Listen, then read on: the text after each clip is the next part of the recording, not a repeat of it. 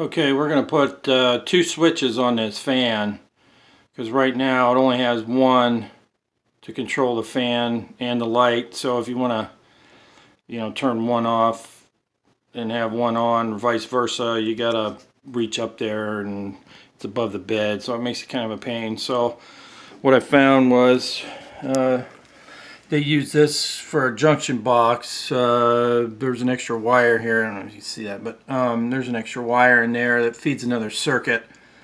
So we're going to have to put a a junction in there as well. So I'm going to need a little more room. I'm going to take this single box out, put in this remodel box with 2 switches. That'll give me more room for my wires and whatnot.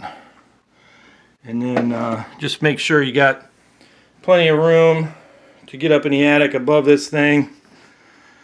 There's other ways to do it, but if you don't have to tear up the drywall, then you're better for it. So, okay, so basically, I just smashed that box out of my way, being careful not to nick any of the wires.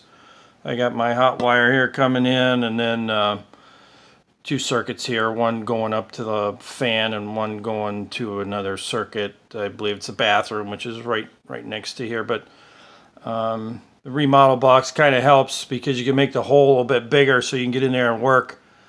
But of course, I don't know why there's insulation in there.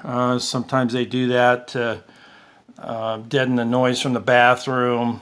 Probably is the only thing I can think of. But of course, that makes fishing a wire a little harder, so I'll have to drill a bigger hole in the attic, shove my fish tape down here, and then pull the wire up. Probably be the easiest thing. So we'll see how that goes. Okay, I got lucky and got it on the second try. That insulation, a lot of times it'll grab that fish tape and pull it sideways or whatever, but a lot easier with 2 people for sure. But yeah, just make sure you got your wire taped on there real good, so you don't lose it halfway up the wall. Less trips up and down, the better.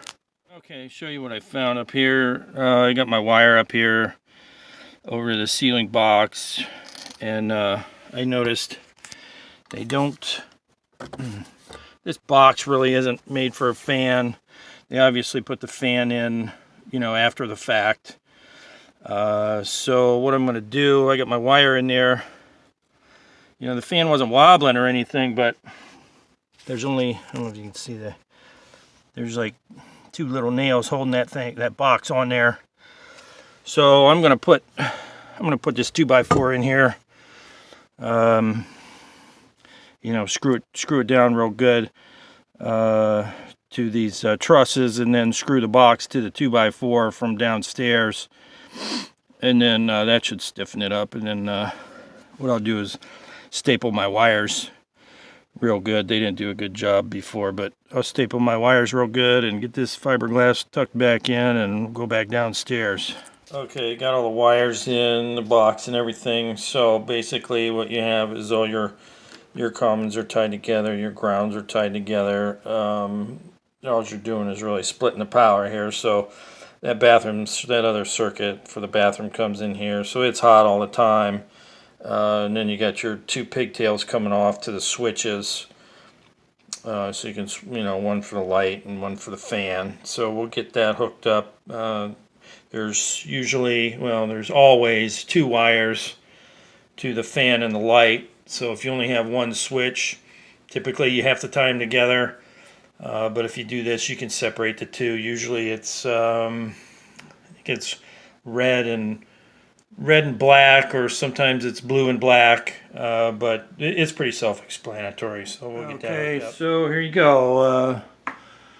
Lights on that switch, fans on that switch, on and off. So there you go. Hope that helps.